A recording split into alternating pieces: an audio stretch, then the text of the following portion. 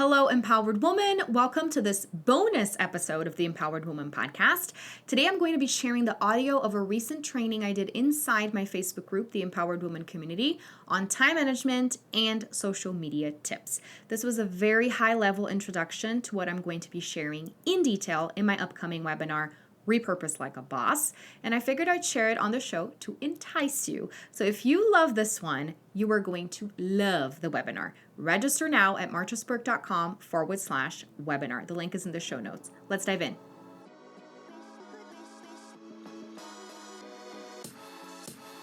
Welcome back to the Empowered Woman podcast, the #1 show on personal development for women entrepreneurs. If you're wanting to stop spinning your wheels, trying random personal development resources, and actually boost your confidence to show up fearlessly in your life and business, this is the place for you. I am so glad that you're here. My name is Marcia Spurk, and I'm your host, triplet mom, woman empowerment coach, and all things motivation extraordinaire. Welcome again. Let's dive into today's episode.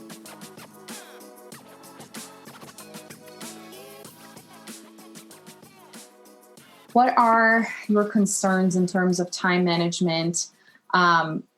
Is it something that you struggle with or even content creation? And I think it goes hand in hand because you don't know what to post, but you know you need to post. And then you spend a bunch of time looking at other people's stuff, or you post your stuff and then you spend a bunch of time waiting to see if people are going to comment. There's so many different traps with social media. Hi, Natalie. Thanks for joining me. So I created some slides and I'm super excited to go over some basic concepts, things that you may have heard before in terms of time blocking, all that stuff. And then I'll share my opinion and what has worked for me.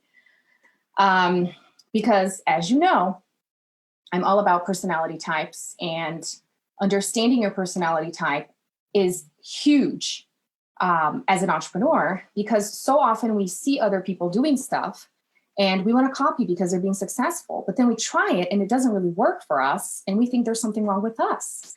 The only thing that may be wrong with you is that you're not aware of what actually works for you. And then you're try copying stuff from other people and you get frustrated. So do not get in that trap. So let me share my screen. Let me know who's watching me. Okay, so sharing my screen. Let me know if you see this. Time management and social media tips. This is kind of like a general overview, because if you've been following my posts, I announced something super exciting today that I have coming up. But first things first, let's get right to it. And let me know if you have any questions or comments as we go. So one thing that is super awesome that I learned the name of this concept recently through Pamela. She presented here in the group, Pamela Lurens, and she talked about Parkinson's Law. Have you ever heard of Parkinson's Law? Hi, Marty. Parkinson's Law is an old concept. I don't really know the origin of it, but it's like an old saying that says work expends so as to fill the time available for its completion, meaning a task is going to last as long as you give yourself the time to. And I think everyone can attest to that, right? You have 2 hours to clean something, or you have 2 hours to organize something. How long is it going to take you? 2 hours, maybe more, right? Now, if you give yourself 15 minutes, in 15 minutes, I need to clean this bathroom and be done with this, you can probably do that in 15 minutes. So in other words, when we have too much time to complete a task, we tend to slack off until the task becomes urgent. Then when meeting the deadline gets close, impossible, we become super productive and miraculously pull it off, getting the job done just in time. Who works well under pressure? I think most people do. And the thing is that we procrastinate until the last minute because we know we're going to produce better under pressure. Except, isn't that so stressful? This is how I have lived most of my life, leaving things for the last minute because I know I can get it done. But then I get so stressed. You know, you don't sleep well. You just feel so overwhelmed. And this is why I'm doing this video today, because I've been through it. Sometimes I still struggle with it, but there have been things that I've been doing that have helped me. And so, first of all, let me know if you're familiar with Parkinson's Law, and tell me if you have experienced this. giving yourself extra time only makes the task last longer. Now, tips you've probably heard before. Hey, you're having trouble with time management? Break down your tasks and deadlines, right? Just brain dump all the things that you need to get done and then start tackling one at a time. Great concept in theory, but not as easy sometimes to follow. Set clear boundaries. When you're doing your work, you're doing your work. Don't do anything else, right? When you're spending time with family, spend time with family. Don't do anything else. Again, another concept that is amazing in theory, not so easy in practice. Another tip you probably heard, create incentives to finish early, right? So give yourself little rewards if you finish something early instead of leaving it to the last minute. Again, maybe super helpful for some people. For others, it may not work, or it may not work all of the time. These are great tips, and I think they're great things to remember. But if you've tried all of these or some of these and it hasn't worked for you, or depending on the task at hand, it's harder than other things that you may enjoy doing more, let's think of some other tips. Tips you haven't heard before, or you probably haven't heard before. Learn to work with yourself instead of against yourself. And I would say as entrepreneurs, oftentimes we work against ourselves. And going back to what I said in the beginning, we do that because we're not aware of ourselves, of what we like, what is easy for us, what is our zone of genius.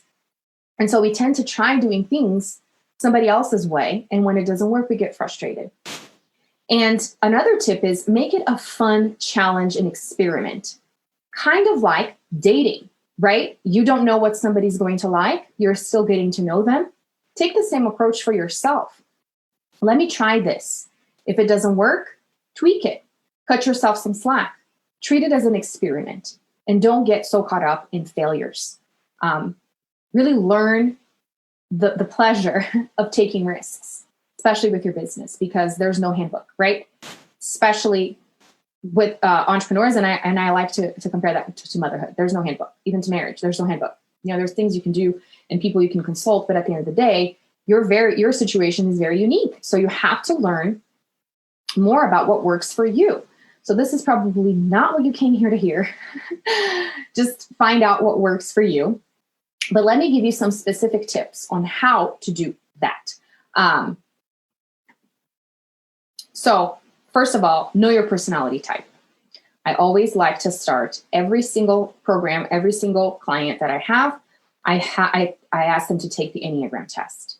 That's not to say other personality tests are not great. And that's not to say that you're going to be labeling yourself forever like this. It's just a starting point of self-discovery. Learn what is important to you. For some people, organization and systems is life. Color coding, lists. For other people, spontaneity is life.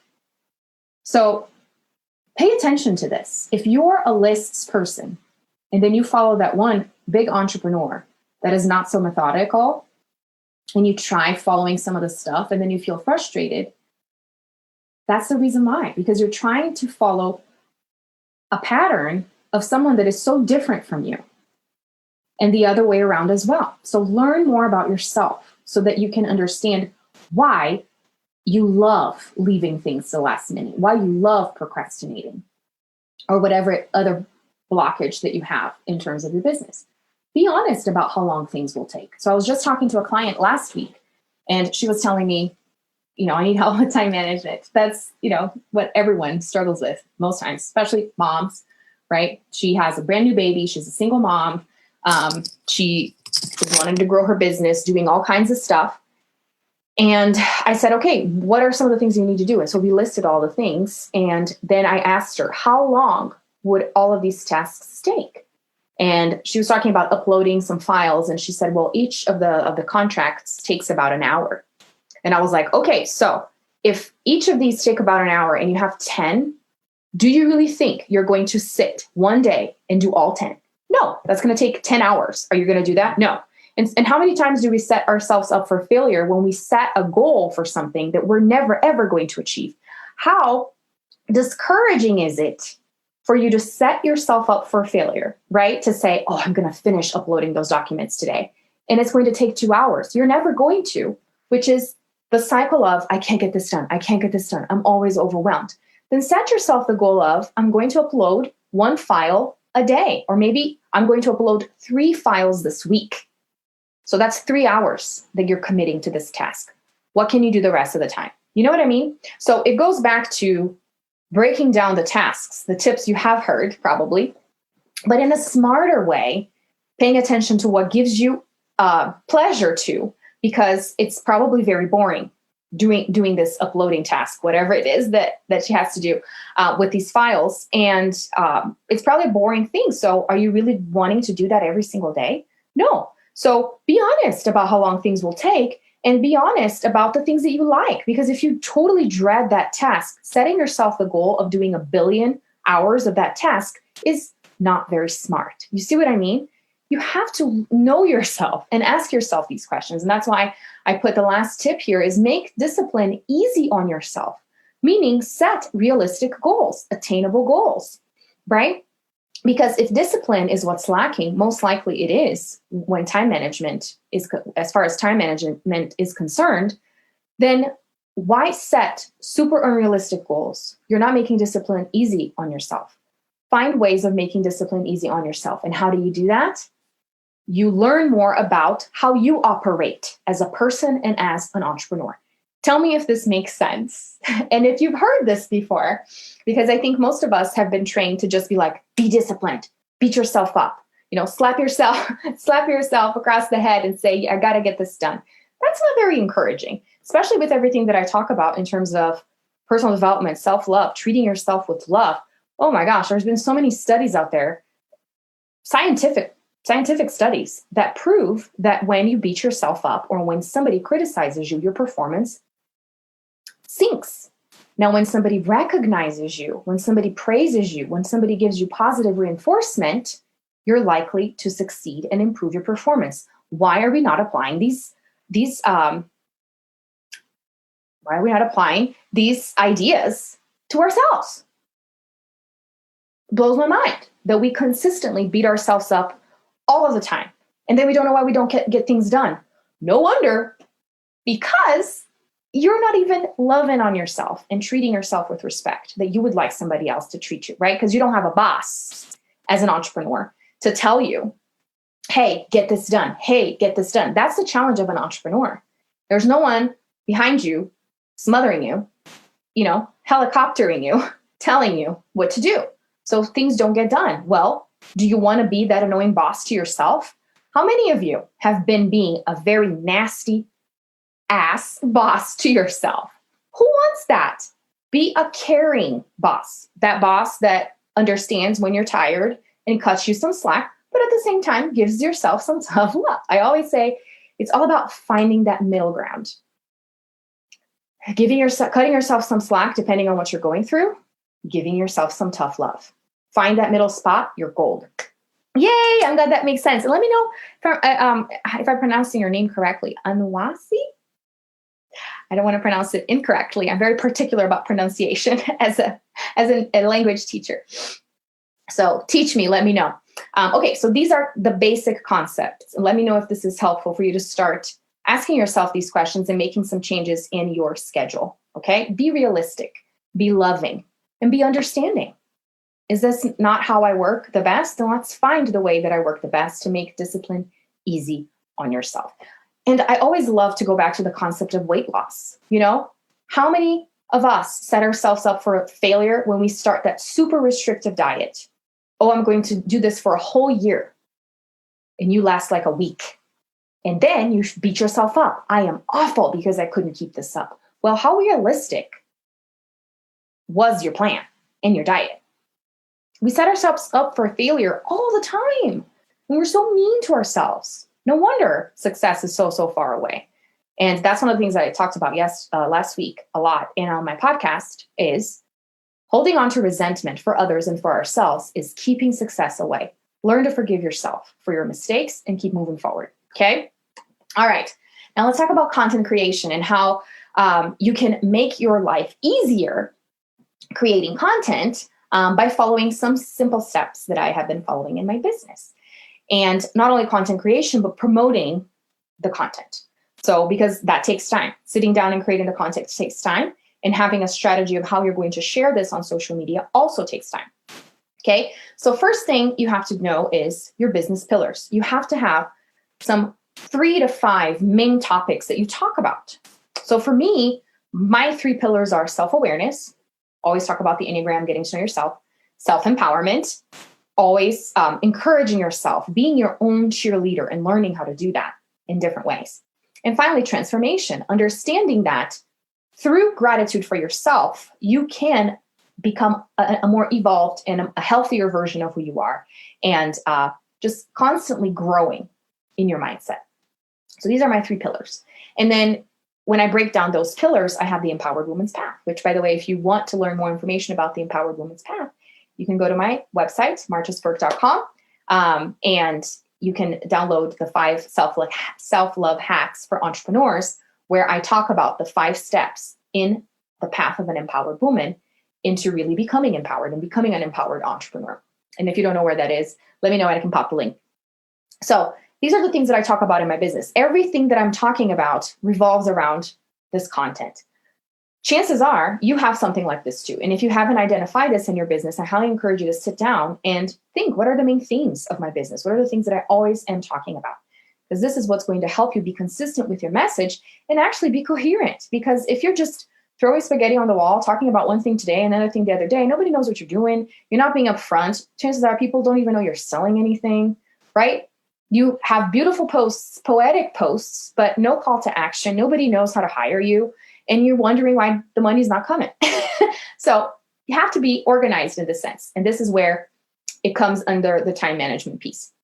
So know your business pillars. What are your business pillars? If you're aware of your business pillars and if you're using them, pop them in the comments. I just told you what mine are. What are yours? What are 3 things that you always talk about? If you don't know these things, your content is probably messy. And if you're not generating a lot of revenue and you're having trouble, this is one of the reasons. I'm just going to be real with you. Okay. People don't know what you're offering. It's hard for them to buy. Okay. Then you have to know your clients' pain points within your business pillars that are common questions, common concerns that your ideal client may be wondering. So they see your content and they're like, ooh, this is interesting, but they have questions. So you have to get into their heads and understand what they're thinking and what some common objections may be. Then you're going to find the intersection between your pillars, which are the solutions for the problems that your client has. And that's how you create content. So let me show you this beautiful little table that I created, how you can create content. Super, super easy. And I did not come up with this myself. I did learn this from one of my mentors. His name is Stu McLaren, and he has an amazing way of helping you organize your thoughts and ideas and your content. And I've got lots of insight from his teachings. And I just kind of summarized one of the things that he teaches, which is a great way to create content is organize your pillars. So you have 3 pillars. Think about some problems that your current client has, or that not your current client or your ideal client. You have here, just in this table, you have 9 different topics that you can talk about. That's a lot of content. So if you're struggling to find content for your business, I just gave you this idea here. Hey, Katricia, self-care, confidence, calming parenting, chaos, and faith. Oh, I love those. Those are amazing. So oh my gosh, those topics, some clear problems come to mind when you think self-care. Women don't have the time. Moms don't have the time, right? Parenting, chaos, kids, temper tantrums, all the things. How do you deal with that, right? And then faith as well. How do you find that? Or depending on your background, your family, your upbringing, these things may be an issue for you, right? So many different questions that people have. So see how you can create content so much easier when you organize it like this. So there you go.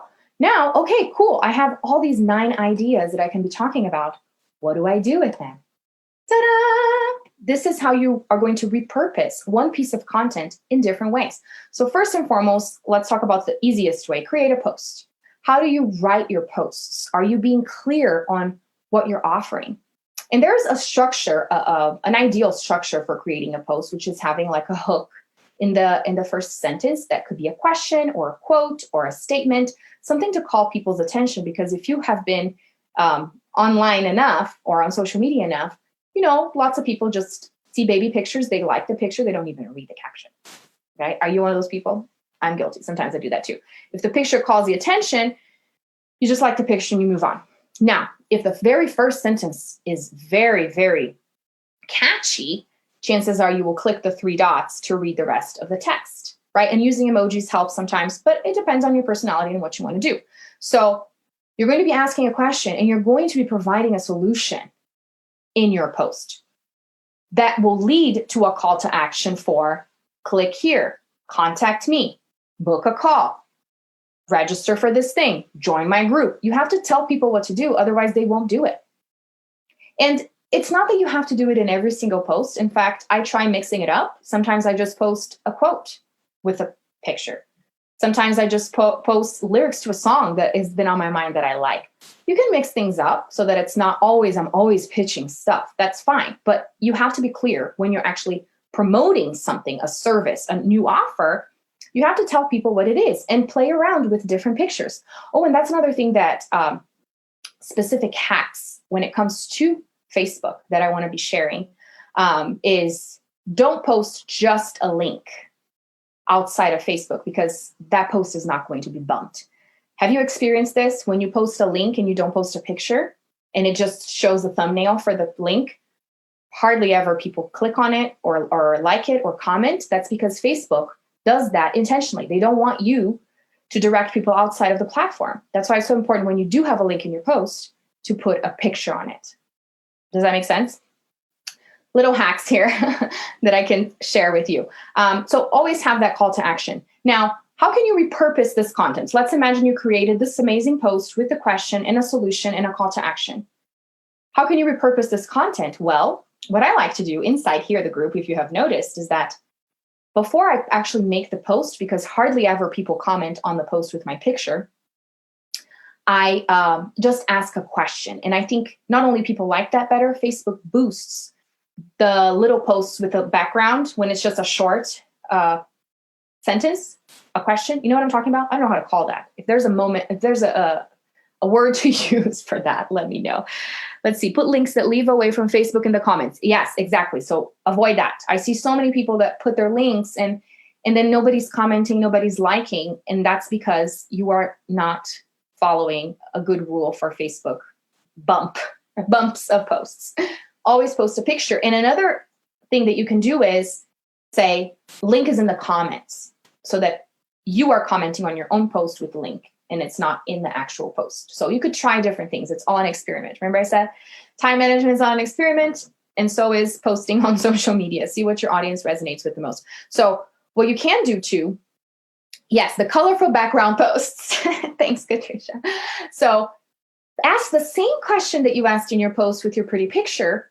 Just ask that question and see if people respond. Because let's imagine that the question is, do you struggle with self-care? If you put that question in a post with a pretty picture of you and your daughter, people are just going to like the picture and they're not going to answer your question. How many times has this happened? Now, if you don't post a picture and you just post a question with a colorful background, chances are people are going to respond. So play around in different ways. Post the same content in different ways, because you don't know who's seeing it. And even if somebody saw both, chances are they were not paying attention when they saw the first one, so they didn't comment. It doesn't matter. People are not paying attention to your content, I'm sorry to say. People are not paying attention to your content as much as you are, because they're busy with their own lives. So that's why you have to be consistent with posting in different styles, different ways to reach more people, okay?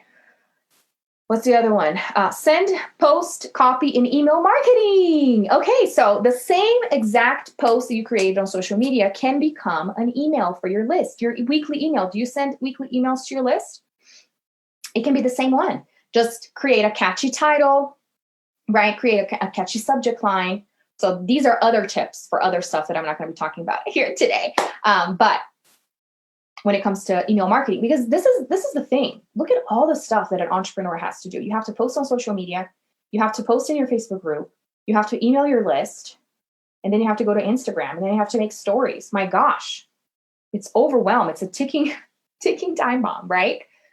So how do you make this easier on yourself? Back to everything that I said before, make discipline easy for you. How do you do that? Find what works for you and create a little system. Well, this is my little system and it's been working well for me. So I figured let's share. So use the same. And what I've done too, because through email, sometimes people will not just answer a question like they would on Facebook. Create a short survey using, what is it called? Monkey something? I forget the name. SurveyMonkey, or you can create a Google form and say, hey, I have some questions about self-care. Can you answer this? Super quick email. Bunch of people will answer probably, especially if you leave it anonymous. And then you'll get some insight of what your audience is asking for, okay? Next thing, create a quote graphic from the post. This is something for you to post mostly on Instagram, because I have noticed that when you create a beautiful graphic with a quote on Canva and then you post it on Facebook, doesn't get a whole lot of returns. Unless it's something that is shared from a different account, but just use the colorful background for your quotes, okay? Let's see, Katricia said, that's something I need to be better at, reposting same content because most didn't see it the first time. Yes, and isn't that so much easier for you? So if you pick one piece of content for the week and you're just reposting the same thing in different ways, how much is that saving you on time and headache? And it's so much easier for you to be consistent with your content because you're saying the same thing. And that's what I always say is that you have to practice your message and master your message. How do you do that? You talk about it all the time. And that's why I've loved having a podcast, because I'm constantly talking about the same thing. And being interviewed in podcasts is another great way too. Don't get me started, because this is how you master your message, is when you talk about it day in, day out. How do you do that? Get on out there, be visible, okay? So create a quote, a graphic from the post. You can do that and post it on your Instagram, or even just post it on your stories, or post it on your feed. If somebody sees it and likes it, great. And lastly, if you do have a podcast episode, what are you going to talk about this week? Ta-da! What you've been posting on social media. And this is actually what I have been doing with my podcast, is that I used to release episodes on Monday, but then I would have to edit it and have everything ready on the weekends, which is not a very smart move because I want to unplug on the weekends. So what do I do now? I release episodes on Friday, which not only do I have time throughout the week to create and edit, but I have time to create my content on social media and just talk about the same thing on my podcast. Isn't that genius? So another way of people listening to the same thing. So they may have seen some of my posts that week, and then they tune in to listen to the podcast. I'm talking about the same thing, but it's a different way of learning. You're listening to it as opposed to reading. Oh, and I didn't even put this in here, which silly me. Facebook Lives, same exact topic that you're posting, creating quotes, creating questions in colorful backgrounds. Make a live video asking the same question that you asked in the colorful background. Talk about the same thing, 5-10 minute live video. Bam, boom. Other people are going to see it. And then it's your face, it's you talking. It's different than reading a post. And then the podcast is listening. You see what I mean? Different people learn different ways. Give it to them. And in the same time, it's like, well, I'm doing all of this. Nobody's responding. Nobody's seeing anything. You're practicing your message. Okay. So don't get discouraged if nobody likes it. Just keep doing it. And I got to say firsthand, that's one thing that took me a while to do inside this group, was because I wouldn't see return. Sometimes people don't comment, sometimes people don't post. And so you stop doing it. Wrong, bad move, don't do that. You got to keep doing it until you create that traction, until you get in the groove. And then people get used to seeing your content in that manner all the time. Like what I do with the polls here. The polls inside this group are the most successful posts I have. The questions in the polls. It's not posts of me with pretty pictures, professional photography that I paid for. No, we spend so much money doing that kind of stuff. And then the return doesn't come from there. The return comes from you being consistent and seeing what works. And I got to tell you firsthand, prompting people to ask questions is the best thing that you can do. And it's the best way of market research, because you want to know what they're thinking so that you can create content based on that. Okay. And yeah, so based on all that, I would like to invite you to my free webinar where I'm going to be talking about this in more detail. Repurpose like a boss. Can I teach you how I do it in more detail? how you can actually get all of this content that you create in your little table and then repurpose it. So I'll add in more details about little hacks for Facebook, like what I mentioned with the links. What else? How to comment so that you bump your own post, just different ways, and actually creating a schedule so that you know what to do in the week, what to do in the month. You can plan everything ahead of time. So go on ahead and register for this. I want to help you save time on content creation and social media. And it's so interesting because I've been talking about empowerment so much and self-love and personal development. It never really occurred to me to talk about content creation because I'm not a marketing coach. I don't see myself as a business coach, even though I do coach women on their business, especially my one-on-one clients. But recently, it just, dawned on me, what is something that people always ask me about and praise me about? It's, how are you all over social media? I see you. You're on my feed all the time. So what I'm doing is working. What am I doing? So this is why I put this together. I'm going to tell you exactly what I do. And you can do it too. And you can be all over the place, just like me, and get people to comment on your stuff, get people to sign up for your stuff. And at the end of the day, make the money. So, and I've been the most organized ever during the pandemic while my kids are at home. Isn't that fascinating? It's Parkinson's law, just like I shared in the beginning of this. If you didn't catch the beginning of this, you're going to have to watch the replay. I talked about how the more time you give yourself, the longer the thing's going to take. And that's why with the pandemic, having my kids not go to school, I have been the most productive and I have been the most profitable in my business because I have had less time. Imagine that. So I would love to have you register for the webinar. I will pop the link here once I'm done, or if somebody wants to type it up, marchasburke.com webinar. Sign on up. I am going to be revealing more tips and tricks like I did today, but in more detail. So I do want you to sign up for it and share with your entrepreneur friends. If they're struggling, they don't know what to post, they disappear off social media and fall off the face of the earth for 2 weeks, and then they come back and they wonder why they're not making monies. You have to be visible, right? And not all of us. And that's one of the things that I've struggled with my business, is because I started with network marketing, and the culture, especially in the company that I was in, was you have to be online all the time so people see you.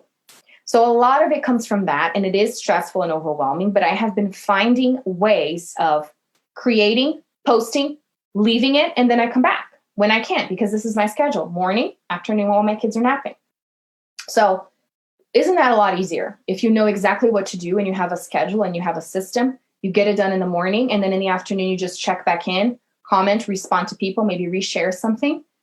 It's so much easier than having to be on your phone all day long to make sure that people are seeing and that you're commenting all the things. So this is what I want to share. I hope you can join me. It's going to be November 5th. So 2 days after the election, hopefully you can join me. I thought, it should be okay. I know lots of people are saying don't do anything during the election week, but we'll see what happens. I think regardless of what's going on, you can still hop on and watch me. Thanks so much, ladies, for hopping on. Hope this was helpful. If you have any follow-up questions, let me know. And I want to see you in the webinar a couple weeks from now. Go on ahead and register, and do share with other friends that may be struggling with this. I would love for them to see it and to help. Because that's another thing too, is that I was thinking, what is something people always ask me about?